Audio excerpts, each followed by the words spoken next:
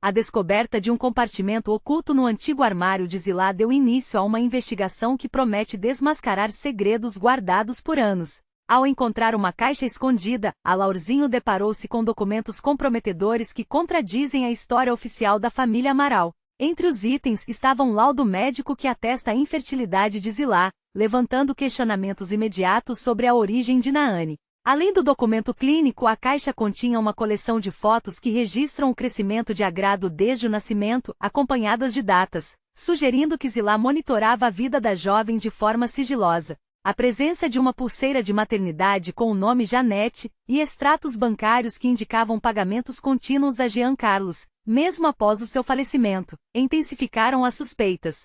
Observações em tais documentos, como as marcações B1 e B2 acompanhadas pela nota silêncio da menina, sugerem a existência de uma trama complexa envolvendo maternidade, subornos e o possível ocultamento de uma segunda criança. Ao confrontar Alaurzinho obteve apenas respostas evasivas, o que reforçou a percepção de que a família escondia um fato grave. A investigação avançou quando Janete, ao ser questionada sobre a pulseira, revelou lembranças fragmentadas e traumáticas do dia do parto, descrevendo uma sensação de que lhe impuseram uma história pronta. As pistas levaram Alaurzinho até Nadir, uma ex-funcionária da maternidade que, em estado de pânico, confirmou ter obedecido ordens de Zilá e entregou um envelope deixado por Jean Carlos, com a instrução de que fosse aberto apenas na presença dos envolvidos. Enquanto isso, a tensão na mansão atingiu o ápice. Após descobrir que sua caixa de segredos havia sido violada, Zilá tentou desesperadamente impedir que a verdade viesse à tona, chegando a queimar fotografias comprometedoras.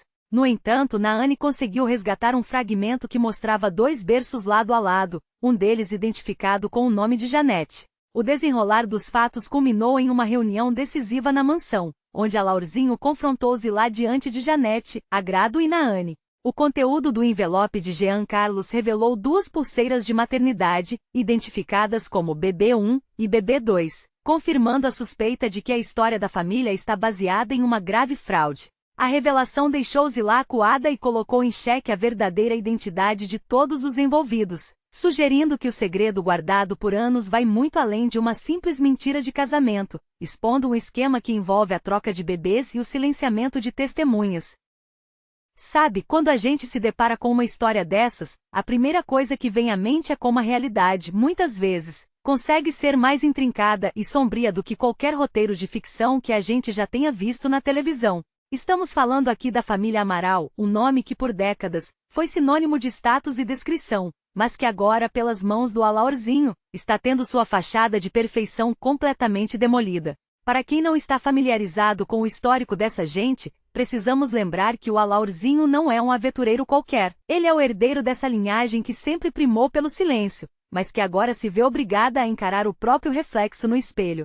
E se a gente olha para a trajetória da Zilá, a matriarca que está no centro desse furacão, a gente entende por que o choque é tão profundo. A Zilá sempre foi a figura de proa da família Amaral, uma mulher que construiu sua autoridade através de uma postura inabalável, quase monárquica dentro da mansão. Desde que ela assumiu o comando dos negócios e da estrutura familiar, lá atrás, em uma época em que as aparências valiam muito mais do que a transparência, ela se tornou uma figura central na sociedade, mantendo um controle rigoroso sobre tudo que entrava e saía daquela casa. Ela sempre foi vista como a guardiã das tradições, a pessoa que garantia que o sobrenome Amaral nunca fosse arrastado pela lama. Mas veja só que ironia, essa mesma pessoa, que construiu uma carreira baseada na imagem de retidão, agora se vê desmoronando diante das evidências de que sua própria vida foi construída sobre um alicerce de fraudes. A história da Zilá se confunde com a história da própria mansão. Ela nasceu em uma família que prezava pela discrição, e ao se integrar ao clã Amaral,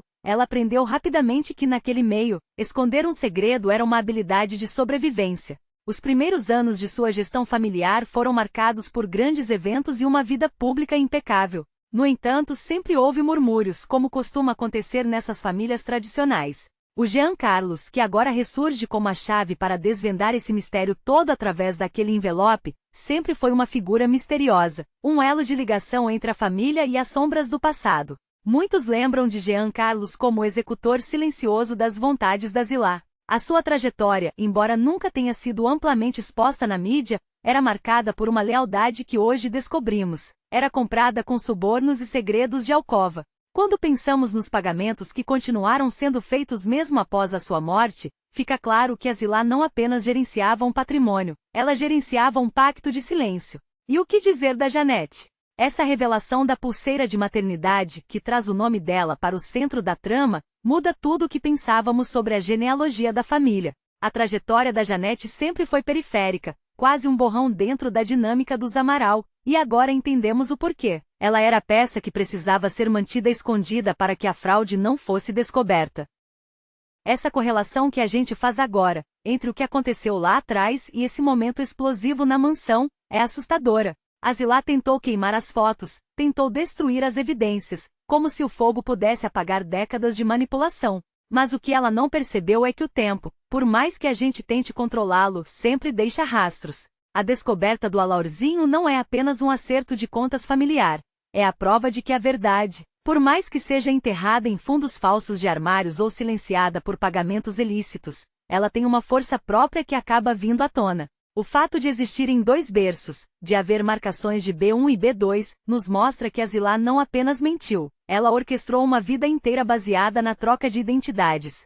Isso me faz pensar sobre como a televisão brasileira, e a própria cultura das grandes famílias, sempre teve esse fascínio pelo segredo, pelo que acontece atrás das cortinas de veludo. Na minha visão, o que estamos presenciando aqui é o colapso de uma era. A Zilá representa aquele tipo de poder que acredita ser intocável, que acredita que pode definir a realidade dos outros apenas com uma canetada ou uma ameaça sussurrada. E ver ela acuada diante da Naane e da Janete é um lembrete poderoso de que ninguém está acima da moral, por mais que o sobrenome seja pesado. Eu particularmente acho fascinante e ao mesmo tempo terrível como a Nadir, essa ex-funcionária da maternidade, descreve o pânico de ter sido apenas uma engrenagem na mão dessa mulher. Isso reforça a ideia de que o crime da Zilá não foi solitário. Ela criou um sistema. Ela subornou, ela manipulou, ela descartou pessoas quando elas não eram mais úteis. O que aconteceu na reunião decisiva com o envelope de Jean Carlos colocando os fatos na mesa, é o fim da linha para essa narrativa de maternidade perfeita, que a Zilá sustentou a vida inteira. A pulseira com o nome Janete, o laudo médico atestando a infertilidade. Esses não são apenas documentos, são instrumentos de uma tragédia pessoal que foi imposta a outras pessoas. A Naane, que agora se encontra no meio desse fogo cruzado, certamente nunca imaginou que sua própria origem pudesse ser resultado de uma trama tão sórdida de troca de bebês.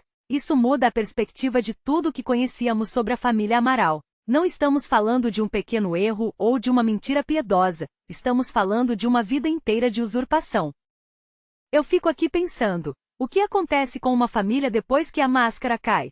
O que sobra para o Alaurzinho, que descobriu que o legado que ele talvez estivesse prestes a assumir está manchado de sangue e mentira? A trajetória da família Amaral de agora em diante não será mais sobre o que eles possuem, mas sobre o que eles esconderam. Isso mostra que no fim das contas a verdade não é apenas um conceito abstrato, ela é algo que define a nossa existência. Quando a Zilá tentou queimar aquelas fotografias, ela não estava apenas destruindo o papel. Ela estava tentando destruir a identidade das pessoas que ela manipulou. E ver que o fragmento da foto dos dois berços sobreviveu, como um testemunho mudo, parece quase poético. É como se o destino tivesse decidido que a história da Janete precisava ser contada. Na minha opinião, o cenário que se desenha para o futuro dessa família é de uma fragmentação irreversível. Não há como manter a estrutura de poder quando os alicerces foram revelados como falsos. A trajetória da Zilá será sempre lembrada de agora em diante, não pelos seus feitos, mas pela sua queda. E o Alaurzinho, ao trazer tudo isso à luz, acabou se tornando o protagonista de uma história que ele mesmo não queria ter descoberto. É uma lição dura, mas necessária. O preço do silêncio, quando a verdade é o que está em jogo, acaba sendo sempre alto demais para qualquer um pagar. A mansão, que antes parecia um templo de tradição, agora se transforma, diante dos nossos olhos, em uma vitrine de desilusões e segredos expostos. E eu acredito que o impacto disso ainda vai reverberar por muito tempo, afetando não só os que estão lá dentro, mas toda a estrutura social que essa família ajudou a sustentar. É o fim de uma era de privilégios sustentados pelo engano, e o começo de uma jornada de dor, sim, mas também de uma busca, ainda que tardia, por justiça para aqueles que tiveram suas vidas roubadas por um sistema de mentiras tão cruel quanto este.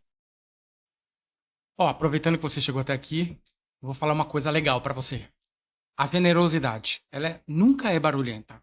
Às vezes ela aparece em gestos pequenos, como parar alguns segundos para ouvir alguém. Se você está assistindo esse vídeo agora, isso já é um tipo de generosidade. Agora você doou um pouco do seu tempo. Eu fiz esse conteúdo pensando em pessoas assim, que ainda sabem compartilhar a atenção. Se você quer retribuir esse espaço, é simples. Se inscreve no meu canal. Isso ajuda mais do que você imagina. E deixa um comentário. Pode ser só seu nome ou o lugar de onde você está assistindo. Às vezes um pequeno gesto cria algo grande do outro lado da tela. Obrigado por sua generosidade.